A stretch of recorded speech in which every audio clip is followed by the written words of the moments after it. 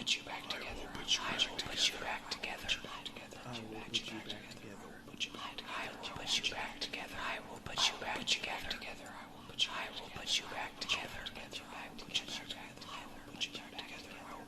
I will put you back together. Hello everybody, thank you all for joining me on this new Fnaf theory. Now, I'm not really going to waste your time with this because it's a very long one, so let's get on with it.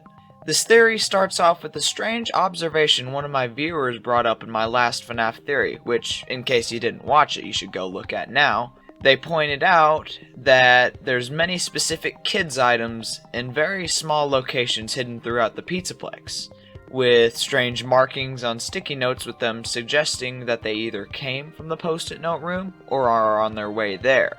These areas, instead of thinking it to be just random assets, have a incredibly odd similarity to them. All of them have a kid's shoe, a food item, and a plushie.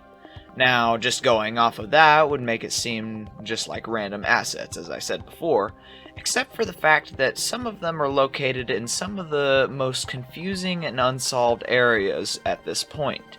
The ones I'm talking about are in the pirate ship in Kids Cove, you know, the little hidden hiding place, as well as deep into Trashland, which really would not make any sense if there was a child there, but we'll talk about that later. These areas have certain connections between the post-it note room that may suggest that there's more than just one child or even two sneaking around the Pizzaplex. Now, in the post-it note room and one of the kids' locations, there are specific sticky notes, one with 7 tally marks and another with 7 children's faces.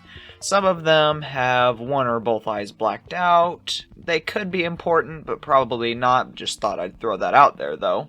But, in addition, more of these sticky notes say things like, "all my friends," and "friends are here." That suggests that there may be more than just one person accompanying the writer of the picture. Some of the post-its have direct connections to the crying child from Fnaf 4, i.e. all of my friends or all for me, as well as some cake imagery, which would make sense if you played the Fnaf 4 minigames. But also other pictures connecting to Elizabeth, pictures of ice cream. These locations of the kids' items and the sticky notes with them suggest that these areas are connected.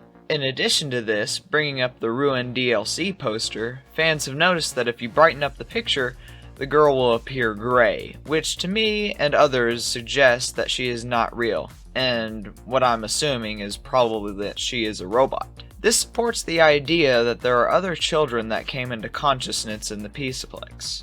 Now, even though the Ruin DLC will probably not be canon, it still builds on the idea that there are more than one child in the Pizzaplex, and they are in fact robots. But what if the areas I mentioned before are not just multiple children in different eras, but one single child, exploring the Pizzaplex just as Gregory does? So, let me explain to you why exactly I think that is. The main mystery we haven't figured out is who the girl in the poster actually is.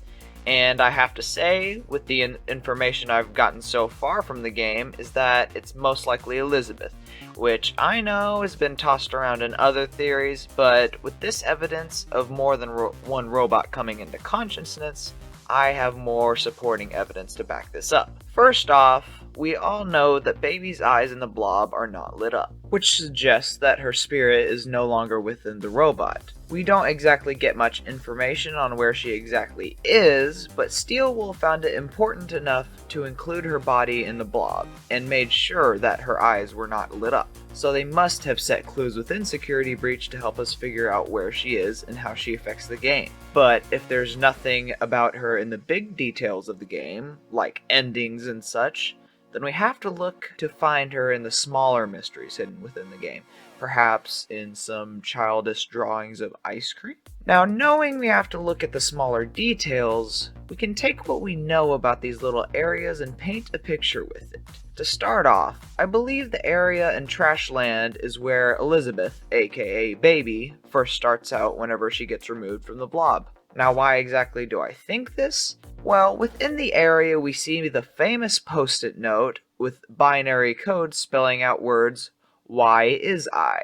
right next to where we think the child was camping out. These words have been assumed to this point to be a robot becoming aware of its existence, because of a similar game theory that maybe the crying child had a very similar awakening in the post-it note room. From here, we can assume that Baby used the things found in Trashland to make herself an ideal body. This is supported by the Staffbot torso very close to the generator, plugged in and active, as if someone was experimenting with the robotics. From there, I believe that she's slowly made her way through the Pizzaplex, finding out where she is and why she's there. But now for the theory on the Ruined DLC. I have seen another YouTuber say that the DLC starts in the bad ending, which is whenever Gregory is caught by one of the animatronics and it is taken to Glitch Trap, which I think is a very interesting idea. Feel free to go watch his theory on it, by the way. I do believe that Gregory in this poster is perhaps trapped within the computer. One, because he can make the words "help me" type on the screen, but also because he appears in front of a static screen. I haven't heard of anybody else talk about this, but why exactly would Gregory be in front of a static background? It wouldn't really make sense unless we consider that he's within the system overlaying the static. We also know that since he's probably a robot, which is a controversial theory, but we'll just go with it for now, that means that his consciousness can actually be transferred into the computer. Now, it's pretty clear at this point that the girl in the DLC poster has a striking resemblance to Elizabeth Afton. But why exactly would she be trying to help Gregory? We don't really get a clear motive, but I can bring up two very interesting points about Elizabeth and Gregory. First off, I'll start with the shorter explanation, which is that Elizabeth has been known in the games and the books, specifically the Fourth Closet and Fnaf Pizzeria Simulator, to want to be like her father, aka William Afton, possibly murderous or what have you, and maybe following Gregory is the only way that will lead her to her father. But there is actually a different approach we can use to explain this. This starts from the end of Sister Location's real ending. We hear Michael Afton monologuing to whom we assume is William Afton, saying that he quote-unquote found her and that he put her back together, which can be assumed to be Afton's daughter Elizabeth. It's me, Michael. I did it. I found it. It was right where you said it would be. They were all there. They didn't recognize me at first, but then they thought I was you. And I found her. I put her back together, just like you asked me to. She's free now. But something is wrong with me. I should be dead, but I'm not. I've been living in shadows. There is only one thing left for me to do now. But where have we heard that line before? Oh yeah, with the crying child. Which, at this point, I've already assumed that Gregory is crying child, or at least another rendition of him. With that, I think the DLC could be building off the ending of Fnaf 4, which, if y'all don't know, is where a crying child is in a dark room with someone speaking to him, telling him that he will be put back together. I will put you back together. I will put you back together. But wait, there's even more. If you paid attention to MatPat's FNAF theories, you may have come across when MatPat pointed out the dialogue color did not match the Golden Freddy's plush voice, which is usually what you hear through the FNAF 4 minigames. But in fact, it actually matches the colors of Pigtail Girl's voice, who we've now assumed to be Elizabeth. And maybe, for the first time in 7 years of FNAF games, she can finally fulfill her promise. But, like I said, the DLC will probably not be canon, but I do think it does build off of the things we already know about the game series. So that nearly proves to me that Elizabeth may in fact be the girl we play as in the Ruined DLC. Now this makes the Ruined DLC seem more like a rescue adventure, like other theorists have suggested, But in addition, I do believe that this DLC will have parts within it that help us solve mysteries in Security Breach, and maybe other previous FNAF games that we may have not already solved.